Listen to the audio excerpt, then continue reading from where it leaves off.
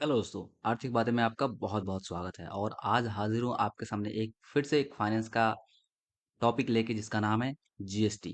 दोस्तों, अभी सरकार ने कल ही जीएसटी में रिफ़ॉर्म किया है, जिसे हम लोग जीएसटी रिफ़ॉर्म 2025 कहते हैं। इसमें बहुत सारी चीज़ें जो सस्ती हुई हैं और बहुत सारी चीज़ें महँगी भी हुई हैं। तो आज हम लोग डायरेक्ट बात करेंगे इस पे और एकदम सरल भाषा में समझेंगे, एकदम सिंप्लीफाई तरीके से और कोई भी आपको बर्डन यहाँ पे नहीं लगेगा।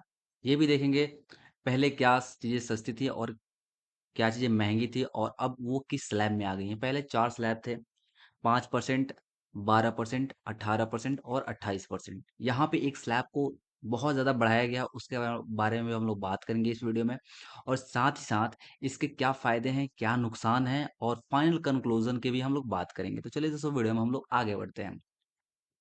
तो item two shifted in 5% slab. तो कौन-कौन सी ऐसी चीज़ें हैं जो 5% में शिफ्ट किया गया उसको। तो यहाँ पे फूड देख सकते हैं, टॉयलेटरीज देख सकते हैं। तो ये पहले 12 और 18 में आते थे स्लैब में, जो कि अब 5% में आ गए हैं। हेल्थ और लाइफ इंश्योरेंस इसको नील रखा गया है, जीरो एकदम। स्टेशनरी और जैसे कि एजुकेशन वाली चीज़ों को भी एकदम नील रखा गया है, ठीक है। या फिर अगर कोई इसमें भी ऐसा चीज़ हो जिसको 5% में रखा जा सकता है तो उसे 5% में रखा गया। लेकिन अगर आप लोग इसको मतलब बहुत सारी ऐसी चीजें चीजें हैं जिसको नील में रखा गया है, ठीक है। होटल्स को अगर आप होटल्स 7500 से ज्यादा उसका बिल है तो वो 5% में रखा गया है, ठीक है। यहाँ पे अगर रेस्टोरेंट्स की बात करेंगे तो पहले ये 12 से 18 में था, 5 में कर दिया गया। फ्लाइट्स इकोनॉमी क्लास को 5% में कर दिया गया है। सैलून, जिम और योगा को भी पहले 18% में रखा गया था, जो कि अब 5% में कर दिया गया है। ड्रोन्स को भी पहले 18% में रखा गया था, जिसको अब 5% कर दिया गया है। जो 18% में शिफ्ट हुए हैं उनको अब हम लोग देख लेते हैं। देखिए, इलेक्ट्रॉनिक में जैसे कि एसी टीवी है, जो पहले 28% में था उसे अब 18% कर दिया गया है, ठीक है। बाइक जो 350 सीसी से नीचे है उन्हें उन्हें 8% में कर दिया गया है और जो 350 सीसी से ऊपर है उन्हें 40% में रखा गया है। जी जी हाँ दोस्तों, 40% में रखा गया है। ये सब पहले 28% में थे, अब इनको 18% में कर दिया गया है। ऑटो कंपोनेंट्स 28% में थे, अब 8% कर दिया गया है। स्मॉल कार जो छोटी साइज की कारें होती हैं और जो थ्री व्हीलर्स होती हैं उन्हें अब 18% में रखा गया है। सॉरी दोस्तों, अगर मैं इसको 8 अगर बोल दे रहा हूँ तो प्लीज मुझे माफ कीजिएगा। ये 18% है, ठीक है। सीमेंट को भी अब 28 से 18 कर दिया गया है। यहाँ पे अगर 40% के स्लैब को देखा जाए तो इसमें कौन कौन से आते हैं। टबैको, गुटखा, सिगरेट्स, ये सब को पहले 28 प्लस सेस लगता था, लेकिन अब इसको फ्लैट 40% कर दिया गया है, ठीक है। इस पर 40% लगेगा। कसिनोज, लॉटरी और आईपीएल टिकट्स 500 से ऊपर जो हैं उन पर पहले 28% प्लस सेस लगता था, जो कि अब इनको 40% कर दिया गया। लग्जरी कार्स पे, वहां पे मैंने छोटी कार्स की बात करी थी, यहाँ पे जो लग्जरी कार्स हैं उन पे 50% पहले इफेक्टिव चार्जेस थे, जो कि अब यहाँ पे 40% कर दिया गया है। आइसक्रीम, सोडा, सॉफ्ट ड्रिंक्स को 28 से अब 40 में कर दिया गया है, ठीक है।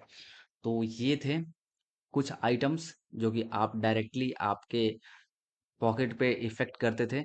तो आप यहाँ से आपके पॉकेट पे डायरेक्टली इम्पैक्ट पड़ेगा, यानी आपको चीजें सस्ती देखने को मिल सकती हैं। इससे क्या फायदे होंगे, क्या बेनिफिट्स होंगे, तो वो मैं आपको बता देता हूँ। महंगाई यानी इन्फ्लेशन कम होने की संभावना है, वो भी कम, कितना कम होगा, 1.1% तक कम होने की संभावना है। कॉमन मैन के लिए डेली यूजेस आइटम और सर्विसेज सस्ती हो गई हैं। इंश्योरेंस और हेल्थ केयर से ज़्यादा अफोर्डेबिलिटी बढ़ जाएगी। ऑटो, सीमेंट, इलेक्ट्रॉनिक सेक्टर को बूस्ट मिलेगा। जीएसटी जीएसटी स्ट्रक्चर को जीएसटी स्ट्रक्चर सिंपल हुआ है। कंप्लाइंसेस इजी हुए हैं। डिमांड और कंजम्पशन में इंक्रीजमेंट होगा।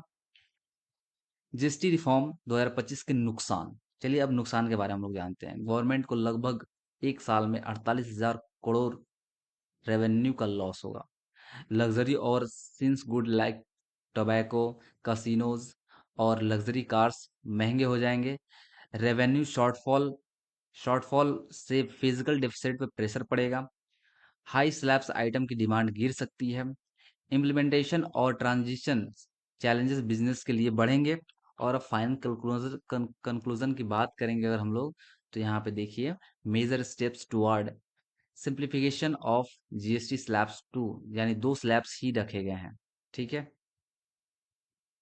और यहाँ पे अगर कॉमन मैन के आदमी को फायदा अगर देखेंगे तो कंजम्पशन ड्रिवन ग्रोथ का टारगेट बढ़ेगा, बिजनेस इंप्रूवमेंट ज़्यादा प्रेडिक्टेबल और सिंपल होगा, शॉर्ट टर्म में गवर्नमेंट का रेवेन्यू लॉस होगा बट लॉन्ग टर्म में ज़्यादा कंप्लायंसेस का ग्रोथ से बैलेंस बढ़ेगा। ओवरऑल पॉजिटिव रिफॉर्म है ये, और डिमांड बूस्ट होगा, बिजनेस और भी इजी होंगे और इनमें मदद मिलेगी। दोस्तों आशा करता हूँ कि आपको सब कुछ समझ में आया होगा। समझ में आया तो प्लीज़ वीडियो को लाइक कीजिए, अपने दोस्तों के साथ शेयर कीजिए, अपने फैमिली मेंबर्स के साथ शेयर कीजिए ताकि उनको भी पता चले ये सब चीज़ें। ठीक है। चैनल को सब्सक्राइब कर लीजिए।